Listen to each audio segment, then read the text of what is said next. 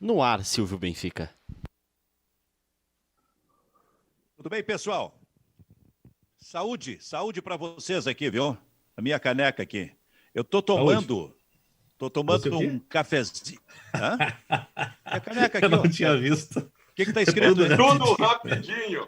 A partir de hoje, as teses hoje terão no máximo 10 segundos cada uma aqui no programa.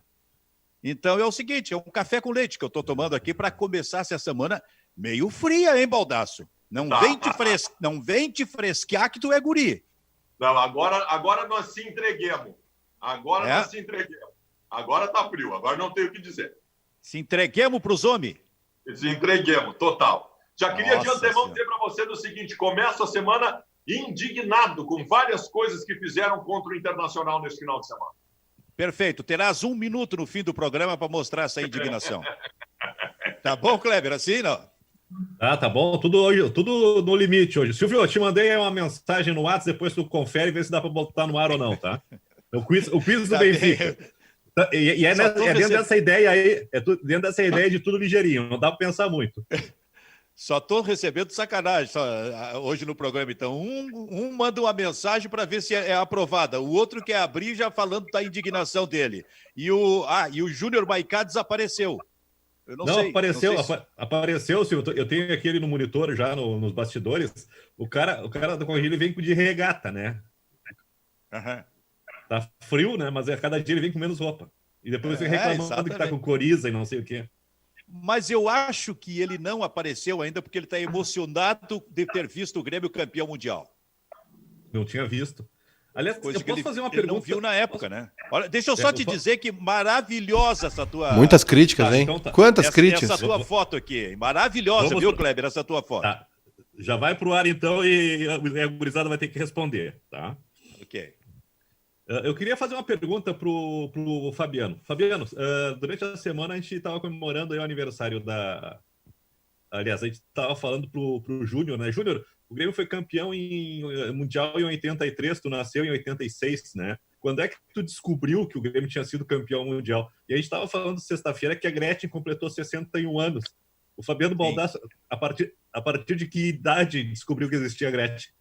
Não, mais do que isso, gente. A Gretchen anunciou o seu 18º casamento. Essa, para mim, é a notícia mais importante da semana.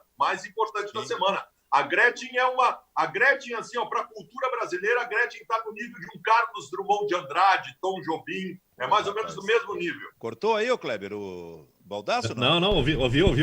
Infelizmente não cortou. Infelizmente não. Cortou Ele disse todo mundo. Ele disse... Acho que cortaram o nosso áudio aí. A Gretchen é um patrimônio histórico da cultura brasileira. Tenham consciência disso. O que tu ia dizer, Maicá? Não, ainda bem que cortou o áudio do Baldasso, porque ele estava comparando a Gretchen ao Carlos Drummond de Andrade. Então, de repente, tem males que vêm para o bem. São maneiras diferentes de contribuir para a cultura do país, mas com a mesma importância. Olha, ontem eu até brinquei aí no grupo que a Gretchen, ao chegar no 18º casamento, ela seguramente tem título mundial. Tem, deve ter. Certamente. Deve ter. Eu queria mandar... Aliás, Benfica, eu quero aqui fazer uma referência que eu considero importante. Sempre que um brasileiro é campeão do mundo, a gente tem que lembrar, a gente tem que reverenciar, tem que fazer as devidas homenagens. Eu não posso deixar passar sem homenagear e sem fazer uma referência a brasileiro campeão do mundo em 1983. Em 1983, Nelson Piquet foi campeão mundial de Fórmula 1. Então, parabéns a Nelson Piquet, campeão do mundo em 1983. Responde então, Maicá. O que eu vou dizer pro Baldasso? O que eu vou dizer pro Baldasso? O que eu vou dizer, Baldasso? O que eu vou dizer? O que eu vou te dizer?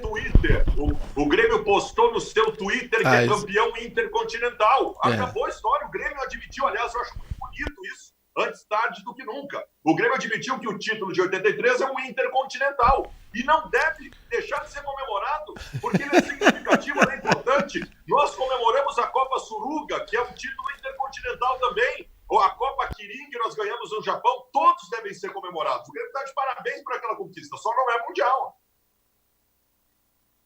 Tá bem? Então não é. Se o Baldasso definiu que não é, não é. Eu não vou entrar nessa. Tá tudo certo, não pode. Então não é. Tá. O que eu vou te dizer? O que eu vou te dizer, Silvio Benfica? Foi o campeão da Europa, foi o campeão da América. Não é mundial, então. O que é, então? Não é mundial, então. Como é que é esse teu mapa mundi? Não, beleza. Não, tranquilo. Era o que tinha pra época. Agora mudou, tá beleza, tá bem. Assim como o Campeonato Brasileiro... Assim como o Campeonato Brasileiro, uma época teve 10, 12 times, 9 times, enfim. Acontece. Tudo é a mesma coisa. Estragaram o meu final de semana por dois motivos. O primeiro deles, essa passação de pano em cima do Grêmio por conta deste mico histórico que o Grêmio fez, que foi esse contrato com o Caio Henrique. Eu vi manchetes de JB Filho, Globo Esporte, RBS. A manchete era: saiba quanto o Grêmio economiza com a saída do Caio Henrique. Isso é um escárnio. Isso é uma vergonha. O Grêmio pagou 500 mil euros por empréstimo de um jogador, pagou parte disso. O jogador jogou 2 ou 3 jogos e o Grêmio está perdendo o jogador.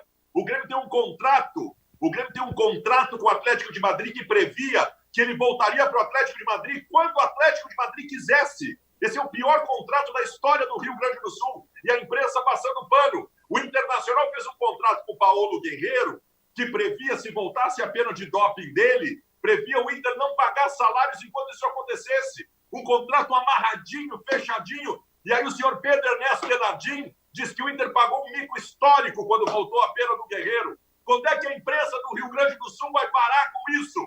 Quando é que vão parar de passar pano no Grêmio e dar pau no Internacional? Não. De novo o Pedro Ernesto, não. Eu não vou permitir mais ataques ao Pedro Ernesto Denardim aqui. Não é possível. Todo dia tem um ataque ao Pedro Ernesto? Quando é que o Pedro... Eu tenho certeza que o Pedro não falou isso aí. O pessoal fica dizendo que o Pedro canta mal, nada a ver.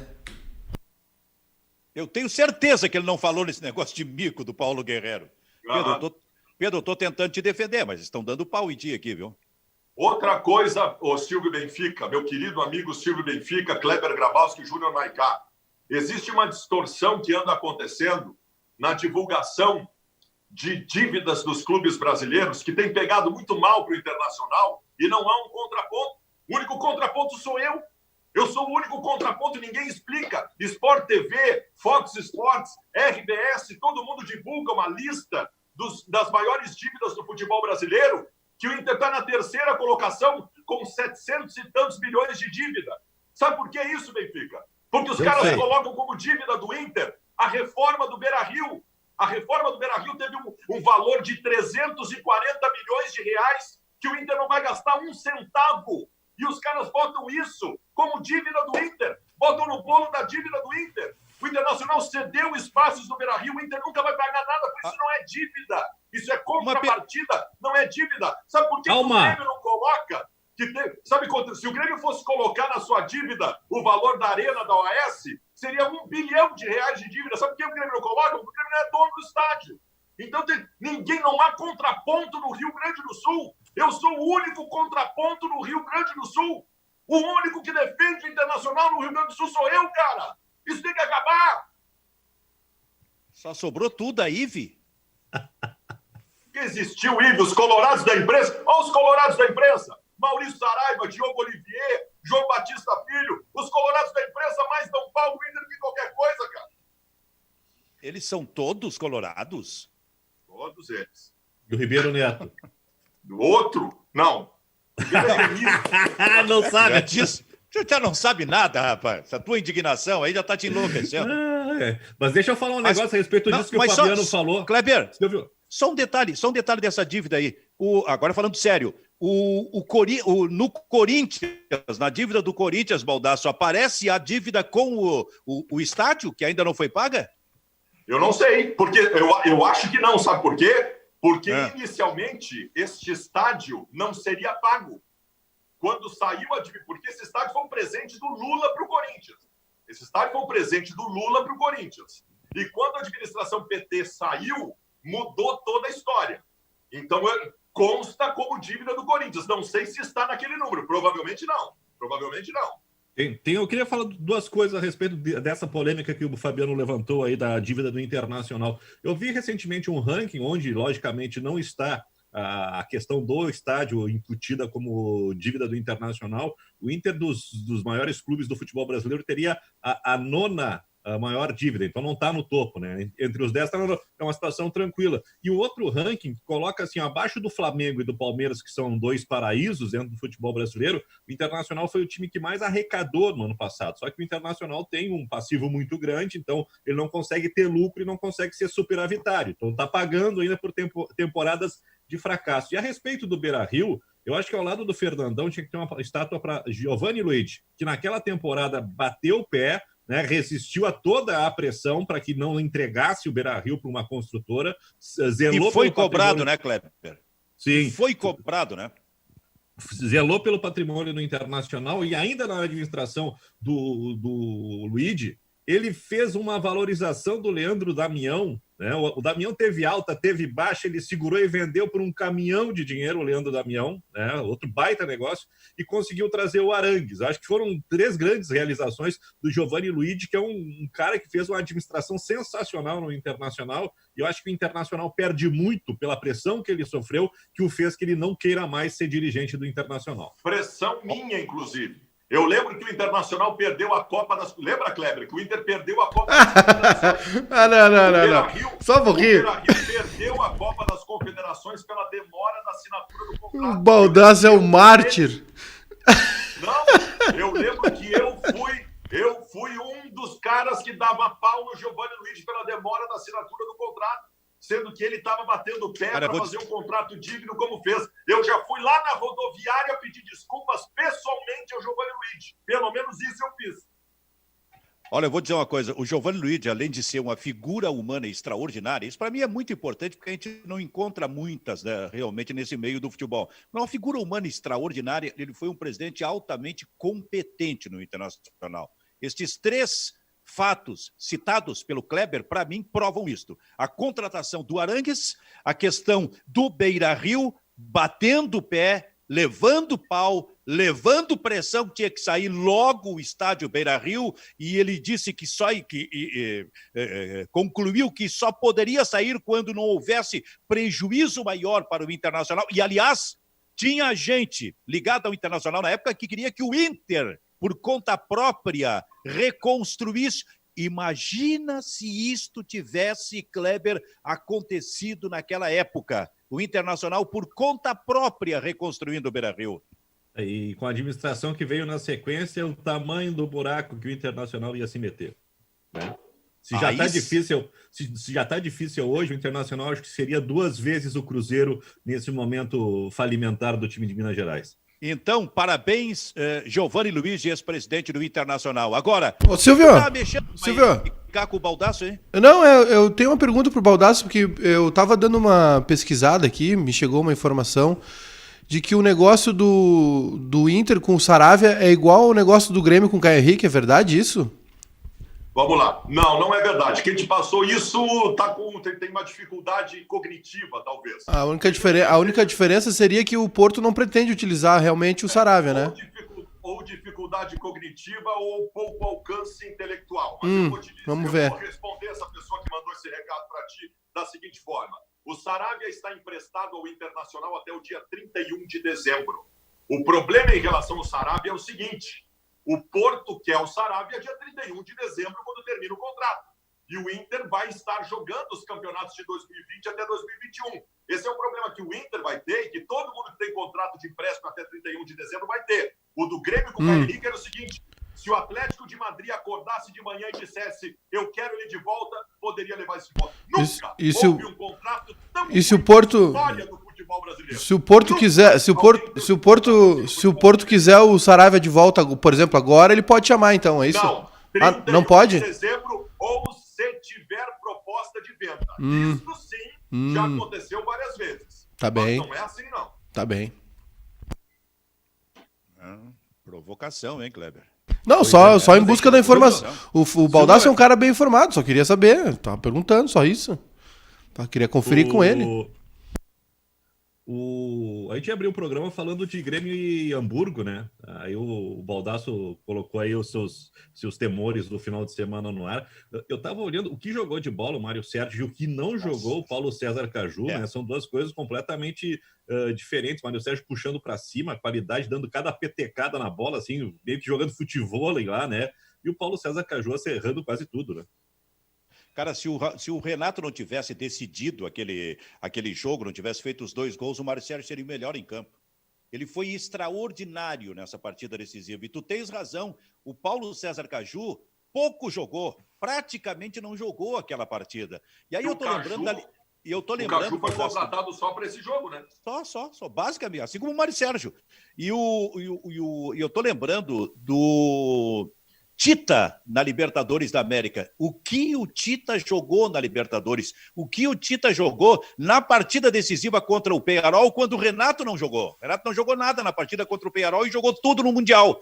E o Tita jogou demais na partida contra o Peñarol e naquela Libertadores da América. E aí teve que sair do Grêmio, voltar para o Flamengo, porque o Zico havia sido vendido para a Udinese. Tivesse permanecido, o Tita teria sido campeão mundial com o Grêmio no final da... Atenção, campeão mundial com o Grêmio naquele final de 83, possivelmente no lugar do Paulo César Caju. E no ano seguinte, vamos ver. O Tita veio pro Inter, não foi? Não foi em 84 que o Tita veio pro Inter? Não, acho que foi um pouquinho depois, né? Eu sei que no Mundial de 86 ele estava no Inter.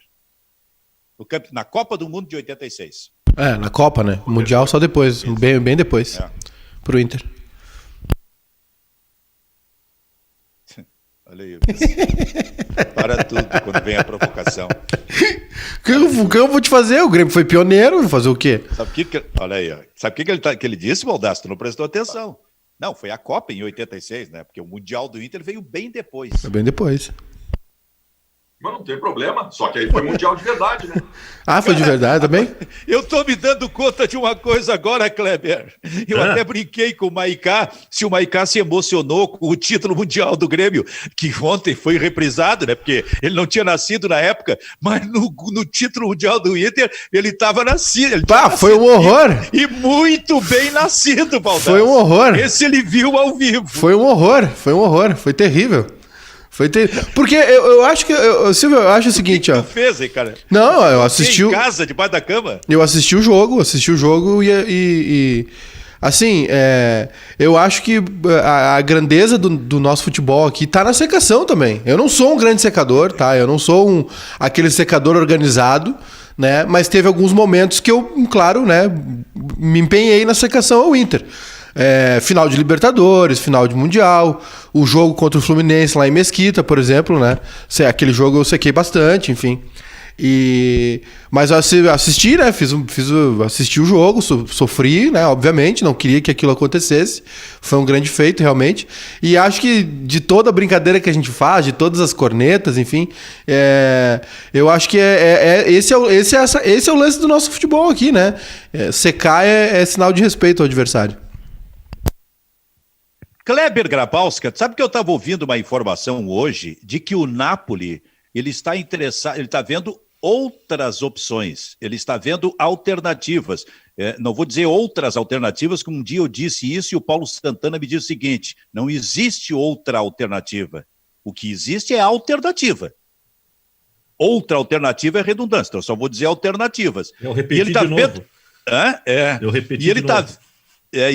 Não existe outra alternativa. O que existe é alternativa ou outras alternativas. E o Napoli parece que está vendo até um jogador... É um garoto lá. Da França, é um nigeriano da França. Exatamente. Não deve ter 20 anos de idade, está fazendo muito gols, ou fez muito gols, e o Napoli está de olho nesse jogador. Se não me engano, ele joga no Lyon da França. Não, muito acho bem. Que é no Nice, Silvio. No Nice? Tá, muito bem. Mas Nice ou Lille, é um time desse aí. É o Osimhen, Victor Osimhen. Joga no Lille. Deve ter. No Lille da França.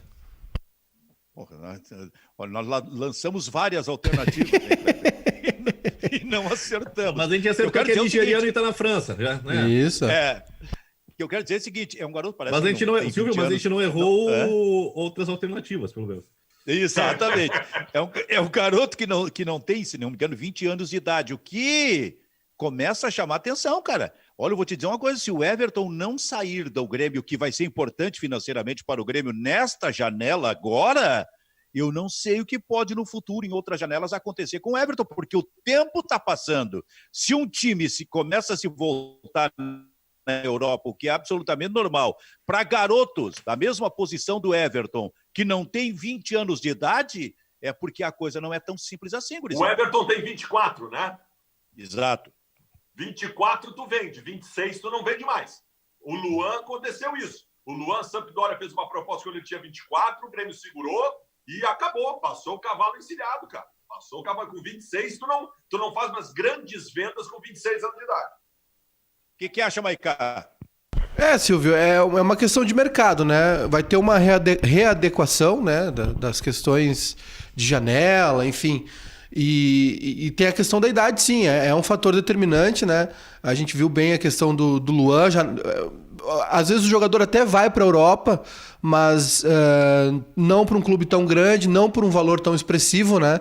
O Everton talvez tenha dado azar, porque provavelmente essa seria a janela dele, né? Essa seria a grande janela para o Everton, agora de meio de ano. E aí veio a crise, né, da pandemia, enfim.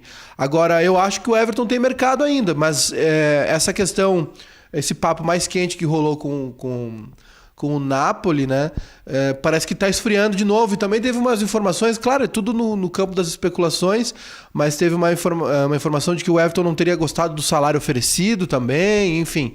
Não se sabe muito bem ao certo, mas agora parece que o Napoli está olhando para outras alternativas, né?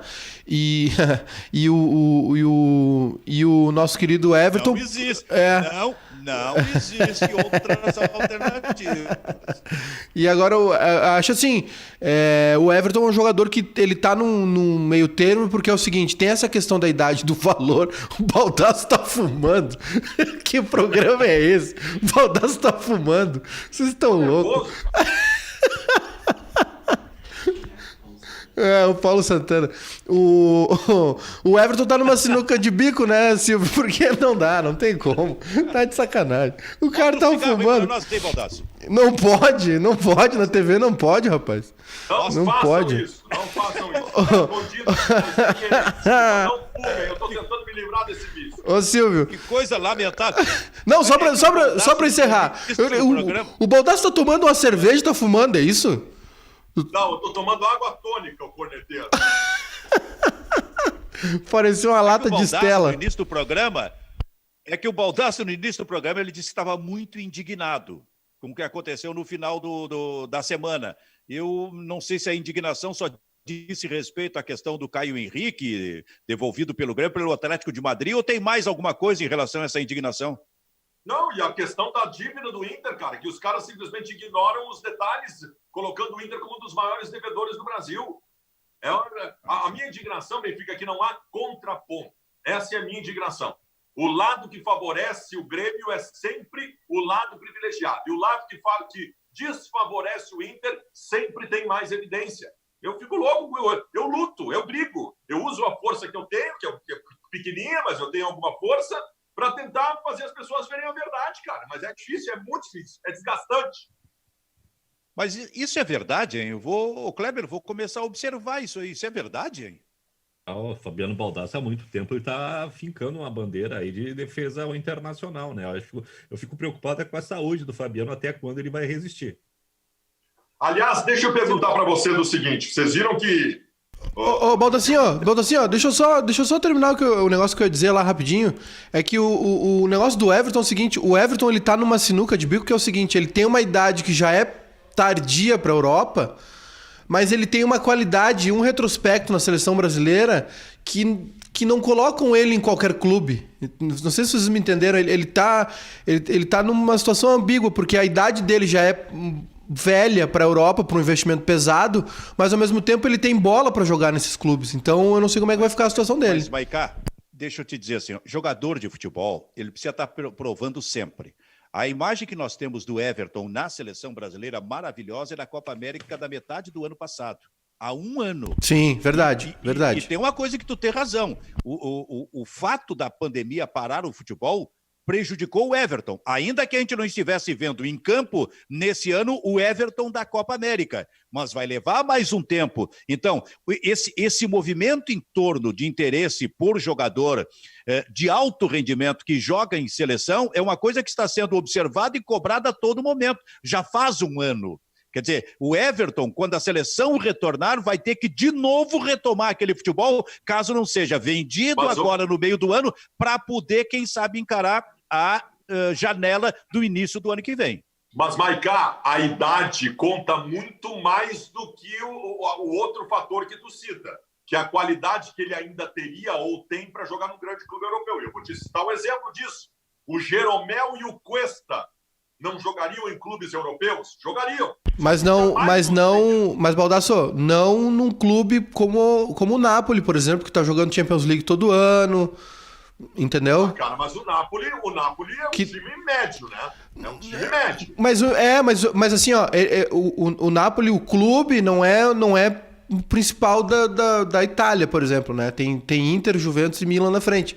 Mas o desempenho dele...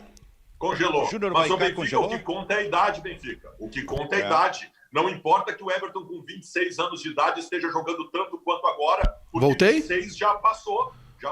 Voltou. Ou o Grêmio Voltei agora ou vai perder de novo. Não, eu só queria dizer o seguinte, o Napoli não... Vocês me ouvem? Sim, senhor. Ok. O Napoli não... Realmente, Milan, Inter e Juventus estão na frente do Napoli. Só que hoje, o desempenho do Napoli é maior que Inter e Milan, por exemplo.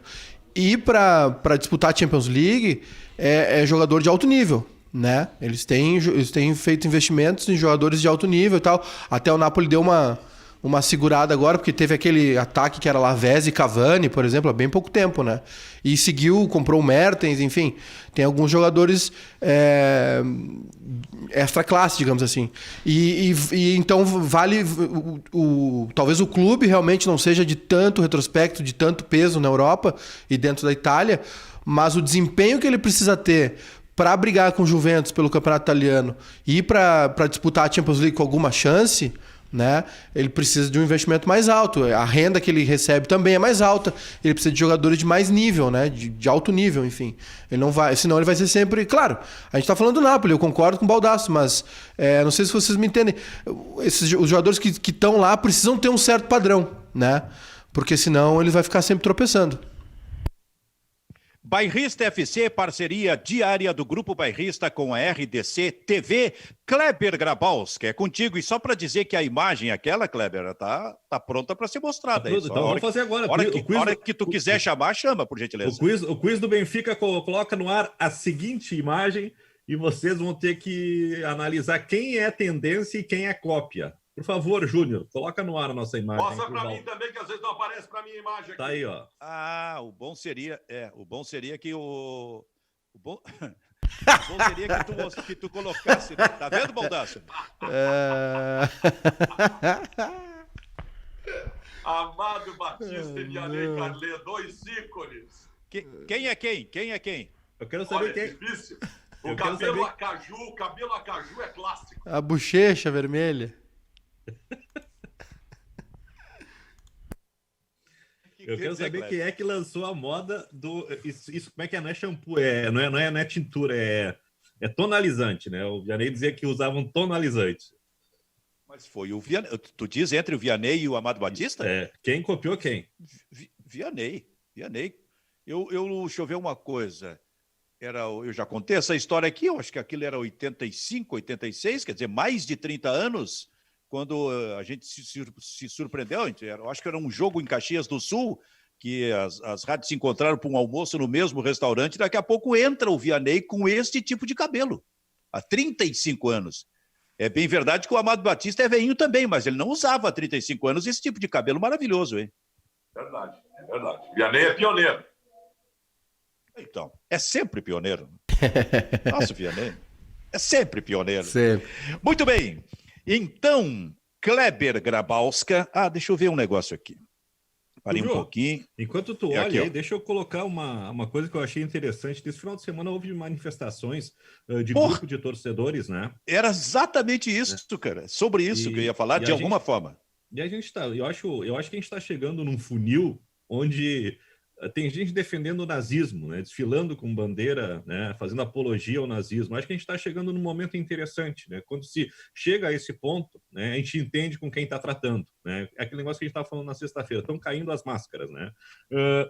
No futebol brasileiro, ou no meio relacionado ao futebol, a gente vê essa como a manifestação mais consistente de torcedores, né? De torcedores. Eu acho muito legal o histórico que o Corinthians tem nisso aí, né? Desde o tempo da democracia corintiana, aquilo que foi colocado lá na década de 80 não se perdeu, né? Eu acho que o Corinthians está de parabéns pela manifestação dos seus torcedores, que já haviam se manifestado anteriormente. Grêmio Internacional, através das suas redes sociais, se manifestaram a respeito disso.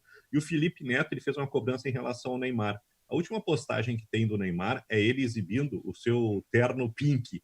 E não tem uma declaração do Neymar a respeito do que está acontecendo aqui no Brasil e no mundo, principalmente a partir dos incidentes dos Estados Unidos na semana passada, que desencadeou uma série de manifestações. O Lewis Hamilton chamou o pessoal da Fórmula 1, vem cá, só eu que me interesso por isso, ninguém mais vai se manifestar. E aqui no Brasil tem um silêncio quase que absoluto dos jogadores num país onde a maioria é negra, né? Eu acho que é um dedo na ferida, né? E eu acho que aquilo que a gente falava desde o início do Neymar, né, dos grandes nomes do futebol brasileiro que não se manifestaram em momento algum a respeito do coronavírus, estavam muito mais preocupados com o final do Big Brother do que do surto de coronavírus que estava se aproximando.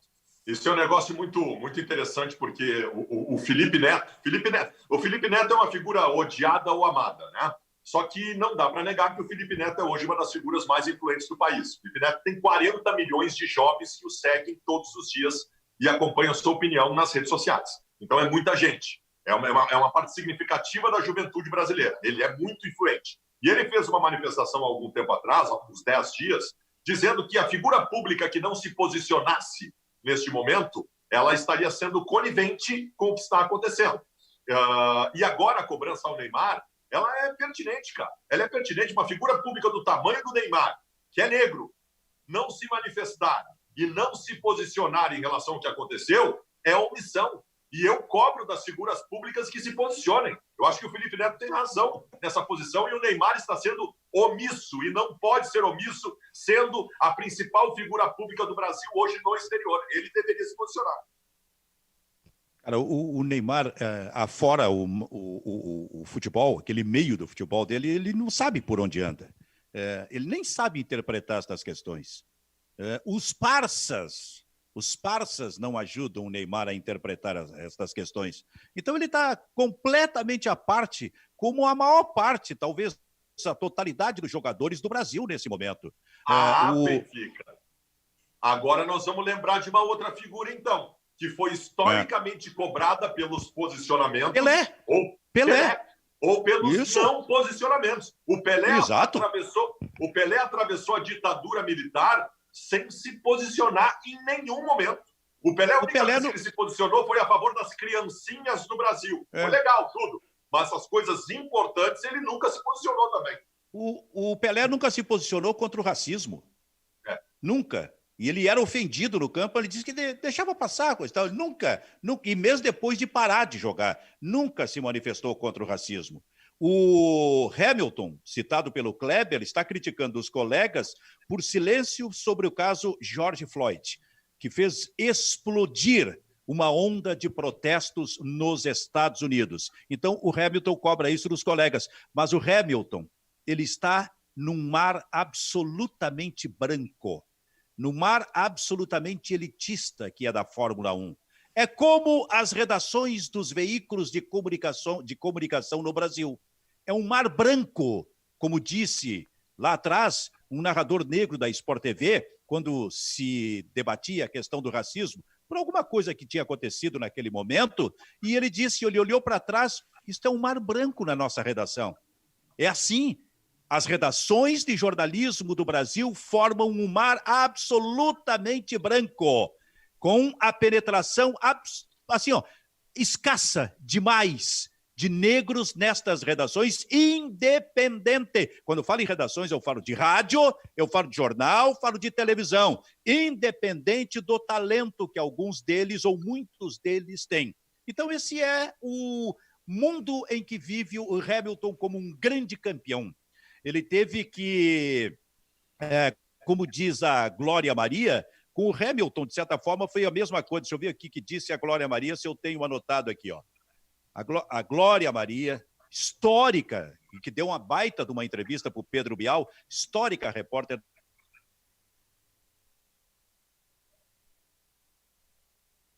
Opa, cortou. Cortou? Achei que tinha sido só para mim. Cortou um pouquinho, Benfica. Travou o Benfica um pouquinho. Daqui a pouquinho agora ele volta.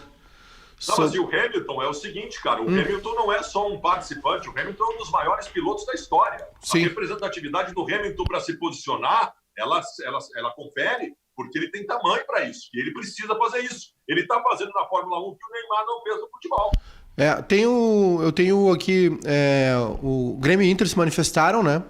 O Grêmio soltou um texto dizendo: inspirados por Tarcísios, Everaldos e Lupicínios, nos posicionamos por Floyd, João Pedro, Cauãs e Ágatas, e por cada vida negra que após séculos de escravidão ainda sofrem com a violência motivada pela discriminação racial. Somos o clube de todos e todas, vidas negras importam. E o Inter também, né? O Inter divulgou o seguinte texto: no país que viveu séculos de escravidão, importam por serem as que menos sonham e mais morrem. Importam por Ágata, João Pedro e cada nome que virou estatística. Por isso o Clube do Povo precisa se manifestar e lutar contra o racismo. Aqui, desde sempre, vidas negras importam, né? Texto do Inter. E a Bundesliga, que está com jogos em andamento, o Thuram, né, do Borussia Mönchengladbach, se ajoelhou quando marcou um gol. O Sancho e o Hakimi, os dois do Borussia Dortmund, mostraram a camisa, né, com texto escrito "Justiça para George Floyd". E o McKinney do Schalke 04 também utilizou uma abraçadeira com a mesma frase, né? Justiça pelo George Floyd. Oi, Silvio, voltou? Voltou. Voltou. Eu só ia completar aqui, claro, com a frase da Glória Maria, histórica repórter da Globo, que deu uma bela entrevista, acho que foi semana passada, para o Pedro Bial no programa. Ela diz: tudo é mais difícil para o negro. Você tem que provar 100 vezes que você é o melhor. É cansativo, duro, doloroso. Se você não tiver uma força extraordinária, não consegue passar por isso. Mas eu vim ao mundo para lutar, sou uma guerreira. Foi o que disse a Glória Maria, que lá nos tempos do general João Batista Figueiredo, como presidente do Brasil, fazendo uma entrevista, naquelas entrevistas coletivas, meio amalucadas, ela fez uma pergunta dura para o general Figueiredo. A partir daí, o presidente da República marcou a Glória Maria e não queria mais a Glória. Olha, tirem aquela negrinha das minhas entrevistas. Não quero mais que aquela negrinha participe. Então, era isso que sempre se viu, inclusive no nosso meio também. Assim, ó, eu tava acompanhando, né, o noticiário desse final de semana. Começou isso aconteceu, algumas vezes já aconteceram, claro, na história do mundo, revoluções, enfim. Os Estados Unidos têm um histórico, tem os riots, né, que eles chamam de 90, do início da década de 90, que inclusive foi algo que acabou influenciando muito o julgamento do O.J. Simpson, enfim, né, o que aconteceu em Los Angeles, uns movimentos como esse, né, o pessoal, a comunidade negra foi às ruas, né, enfim, eu acho assim, Silvio, de vez em quando, eu me lembrei daquela cena do Bastardos Inglórios no final, sabe? Porque o coronel Hans Landa, lá do nazismo, oferece um acordo pros aliados, né? E eles desconfiam, né? E aí ele fala: olha, de vez em quando o destino estica sua mão aí e muda os rumos da história.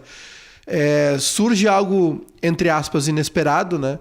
Que foi esse movimento norte-americano de protesto, de angústia mesmo, né? É um balde que transborda, né? Os governos esticam tanto a corda, instigam, né? Machucam tanto o seu povo, que uma hora ele acaba, por mais letárgico que o povo esteja, uma hora ele acaba reagindo, né? É aquele cachorro mansinho que tu fica indicando com ele, botando a mão nele, mexendo nele, e ele não faz nada, e uma hora ele mostra os dentes e reage, né? Eu vejo mais ou menos assim: nós como povo, o povo de bem, pacífico, não quer estar na rua. né? Ele não quer estar na rua queimando as coisas, quebrando as coisas, brigando com a polícia. Os negros não querem, os brancos não querem. As pessoas de bem, não esse de bem brasileiro, né? Esse de bem brasileiro falso aqui, que vai pra rua debochado do coronavírus, que faz dancinha com camisa da seleção e caixão no ombro. Não é esse de bem. Esse não é o cidadão de bem. Eu digo as pessoas de bem mesmo, as pessoas de boa índole, né? Aqui nos Estados Unidos, na Europa, as pessoas não querem estar na rua queimando as coisas. As pessoas querem estar vivendo em paz, em harmonia, né? Respeitando as diferenças de cada um. Só que chega uma hora que não tem mais o que fazer, não tem mais como suportar. É tamanha opressão, tamanha discriminação, é tanta injustiça que uma hora o povo vai às ruas, entendeu? E os governos precisam aprender isso, que eles têm que parar de esmagar a gente, nós como povo, entendeu? O que está acontecendo no Brasil, esse movimento que ocorreu, que começou agora nos Estados Unidos, vocês não tenham dúvida, vai se espalhar pelo mundo e vai chegar no Brasil. Assim como foi em 2013, que foi muito inspirado pela Primavera Árabe, aqui vai acontecer isso de novo, entendeu? Porque o que o governo brasileiro está fazendo aqui é debochar da gente. É ter um presidente que sai a cavalgar num domingo, onde a gente registra mais de 1.000 mortes por dia de coronavírus, entendeu? Então, assim, ó, é triste que a gente tenha que chegar numa situação tão extrema como está acontecendo nos Estados Unidos, mas é necessário na história da humanidade, para tirar o povo, para tirar a humanidade dessa letargia. Certo. Fala, Kleber.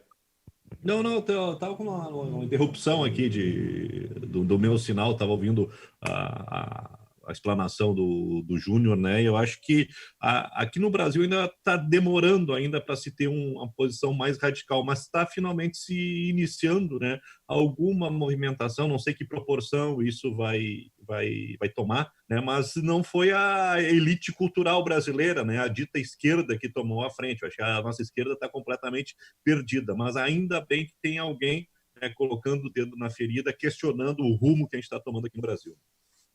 Vou dizer uma coisa para vocês. Depois de ontem, o próximo domingo vai ser histórico no Brasil.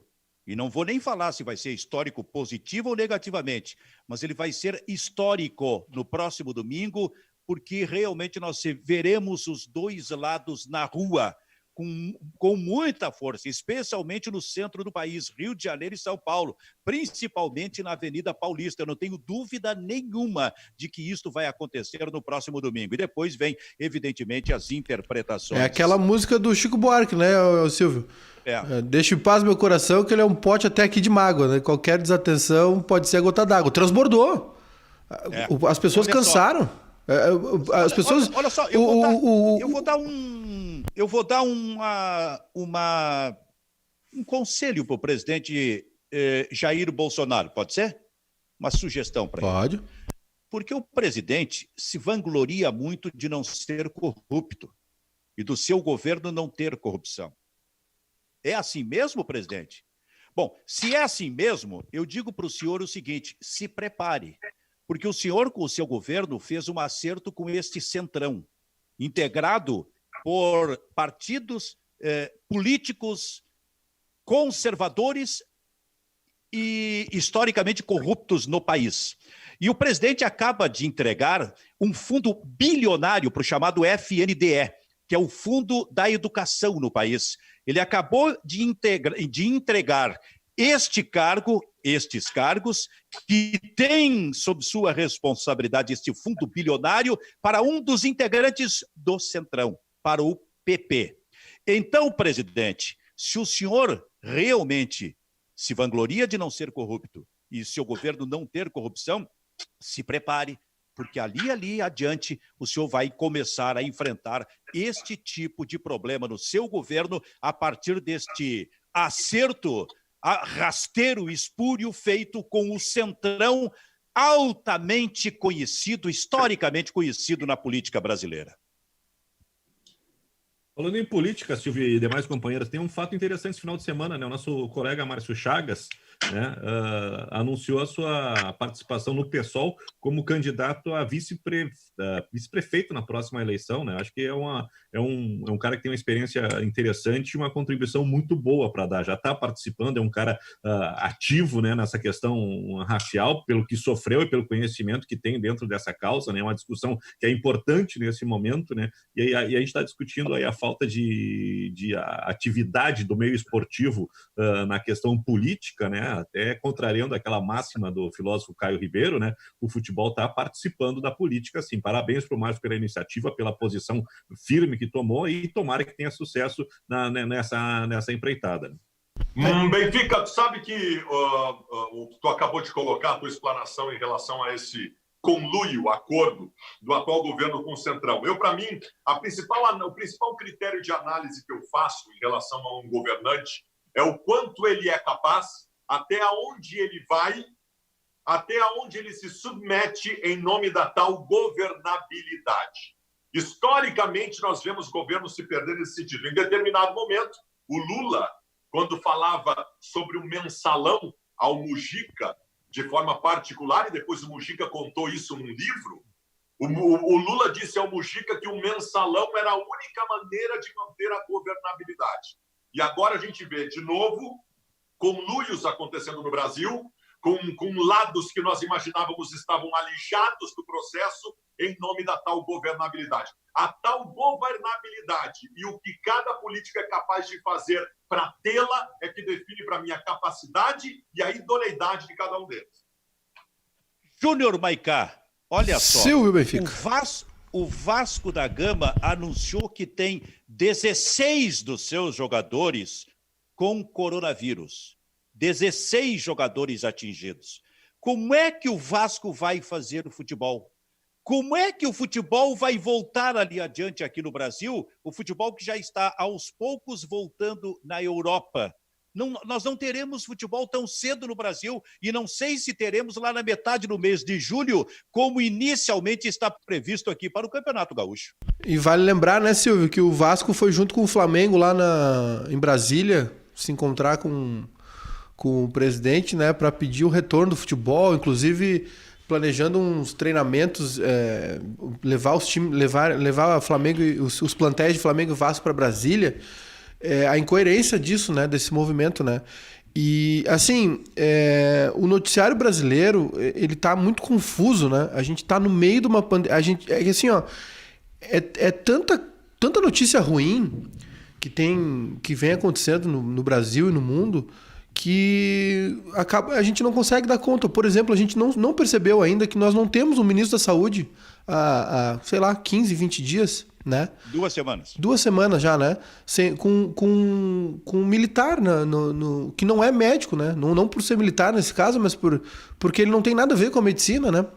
E então a gente acaba esquecendo de algumas coisas. E para ver como o futebol é pouco importante nesse momento, apesar de a gente entender que depois, na retomada, quando as nossas vidas voltarem ao normal, o futebol vai estar dentro desse contexto e é importante os clubes estarem vivos, né, financeiramente, porque a questão é grave, só que agora não tem a mínima condição de discutir isso. A gente está num momento onde existe uma guerra entre os poderes, né, por baixo dos panos, STF e o governo. O Bolsonaro já se preparando para uma tormenta que vem aí pela frente, distribuindo fundos bilionários para partidos completamente corruptos. A gente não tem um ministro da Saúde. A gente tem uma onda de protestos acontecendo nos Estados Unidos que vai se espalhar pelo mundo. Nós já temos os nossos protestos aqui. Esse governo é tão incompetente que ele conseguiu unir torcida organizada, as coisas que mais se odeiam no mundo, o governo conseguiu unir. Torcida organizada dos clubes, elas estão juntas na rua de mãos dadas contra esse governo, para ver a porcaria que é esse governo. Então o Vasco mais uma vez dá uma prova da incompetência dele ao ir lá bater na porta do presidente e pedir o retorno do futebol com 15, 16 jogadores infectados. Olha, é uma vergonha, por isso que o Vasco está nesse estado também, né? Cortam a luz do estádio, penhora isso, penhora aquilo, porque é essa bagunça, eles não pensam em nada, não se planejam. Aí acontece esse tipo de vexame público, né, que o Vasco dá, uma pena para os torcedores. O Vasco tem um monte de torcedor histórico, né? Chico Anísio era vascaíno, a Tereza Cristina, sambista, é vascaína, Paulinho da Viola, né? Torcedores históricos aí, Lédio Carmona também, e tem que passar por esse... Sim, Luiz Henrique Benfica, é torcedor. Eu não sabia. É. Eu não sabia, rapaz. Tu vê como eu falo pouco com o Luiz Henrique. Não é a informação que eu tenho. Cara, essa do Luiz Henrique é para matar, porque a gente Foi adversário. Silvio, o Fabiano Baldassi não sabe nem qual é o clube pelo qual o Ribeiro Neto torce. Agora vem cuidar da vida do Luiz Henrique Benfica. O que eu tinha que abrir minha boca? Tu sabe que tem alguns caras no Henrique, futebol... Tem alguns caras no futebol que são muito engraçados. Eu vou te citar um cara que fala de futebol o dia inteiro, tem repercussão nacional, trabalhou com todos nós, e ele não gosta de futebol. Ele, antes de trabalhar com futebol, ele não ia a jogo, ele não tinha time. Não, esse é o cara que pode dizer que não tem time, porque ele não gostava de futebol, e hoje ele ganha a vida falando de futebol, que é o Chico Garcia. O Chico Garcia, que trabalha na Bandeirantes, programa com repercussão nacional, ele não gostava de futebol, cara. Ele não acompanhava futebol. Esse não torcia para ninguém mesmo. Mas é uma fraude. É uma fraude. Não, depois se informou e tal. Mas ele não acompanhava no estádio. Não, depois não adianta. Nada. O único... Não, depois não adianta, porque o único talentoso que eu conheci assim, com esse histórico, foi o Vianney. O Vianney, até os 20 e poucos anos, não gostava de futebol. Daqui a pouco começou a gostar e se tornou um gênio. As pessoas podem até achar engraçado isso, mas o Vianney, ele garante que... nunca me criei lá em Getúlio Vargas. Como é que é o reduto dele? Era Feijão Miúdo, né? Lá em Feijão Miúdo. Não curtia muito futebol. Depois que eu vim para Porto Alegre, ele disse que veio para Porto Alegre para trabalhar na contabilidade do pronto-socorro, de um pronto-socorro aqui, né? De uma emergência de Porto Alegre. Já tem uma história de vida muito interessante, né? Depois se tornou nessa lenda aí. E a respeito do Vianney, Silvio, olha só um depoimento importante que eu recebi há pouco do Lúcio. O Lúcio é meu colega, capitão lá do nosso time do La Barca, né? O Lúcio, ele trabalhava naquela farmácia ali do posto que tem ao lado da RBS, na esquina da Ipiranga com a Érico, né? O Lúcio, durante muito tempo, foi gerente daquela loja ali. E ele disse que o Vianney era freguês dele e comprava tonalizante. Então, aquele cabelo do Vianney não é natural, tá? Ele usava tonalizante. Aí eu perguntei pro Lúcio, assim, Lúcio, qual é a diferença entre tintura e tonalizante? Ele disse, tonalizante dura menos tempo no cabelo, tá? Olha aí, é a questão técnica em campo aí. Mas essa do Luiz Henrique, que eu estava dizendo que é vascaíno, eu não sabia. Eu não sabia que o Luiz Henrique era vascaíno, o que mostra que a gente pouco falava sobre o futebol em si dentro de campo. E falávamos pouco sobre jornalismo, especialmente quando a gente era concorrente. Eu na Gaúcha, ele na Guaíba. Só que tinha alguns que achavam o seguinte, dentro da Gaúcha, né? O Benfica tem a informação e passa para o Luiz Henrique, coisa que eu nunca fiz na minha vida. E aí... E olha, até porque a gente pouco falava sobre isso. E aí eu lembro quando o Palmeiras foi disputar aquele Mundial Interclubes no Japão, lembra? Essa história o Kleber lembra? Eu me lembro dessa história. Foi disputar o Mundial contra o Manchester United no Japão e eu fui escalado. E aí o Pedro Ernesto, que era o chefe da equipe, chegou para mim e disse o seguinte, não fala nada para o teu irmão, a Guaíba não pode fazer. Aquilo me irritou, porque eu disse, Pedro, tu acha que tu não conhece a minha história de vida e nem a história de vida do Luiz Henrique. A gente nunca falou a respeito destas questões que envolvem a Gaúcha e a Guaíba, especialmente essas questões burocráticas, administrativas aí. Fiquei bravo com o Pedro naquele momento. E o tempo passaram-se alguns dias, porque ele falou isso faltando uns 10 dias. Quando faltavam 2 dias para eu embarcar, e para o jogo até, o Pedro Ernesto resolve dar a informação na Gaúcha. Atenção, a Gaúcha vai cobrir Palmeiras e Manchester United Mundial do Japão com exclusividade, não sei o quê. 2 dias antes. Aí eu chego no aeroporto e olho para o meu lado, quem é que está lá? Luiz Henrique Benfica. Deu tempo para preparar tudo, Pedro Ernesto. Em 2 dias. Quem contou foi tu, Pedro Ernesto. E eu te defendendo das agressões do Baldasso aqui no programa. Como esse mundo é injusto, Silvio. Como esse mundo é injusto, né? Tinha que escrever um livro, né, Silvio? Se a Terra não fosse, injustiça. se a Terra não fosse plana, eu diria esse mundo dá voltas.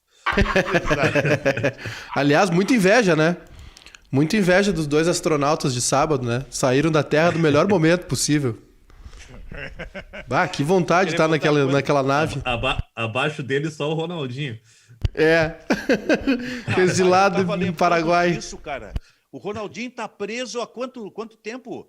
Eu me lembro que a gente estava com o programa no ar ainda lá na televisão. Sim, então é 3 meses. Quase 3 meses. Né? Por aí. Quase 3 meses, por aí. Cara, mais de 80 dias já. Tem gente que tava cumprindo pena com ele lá no presídio, já tá liberado. Né?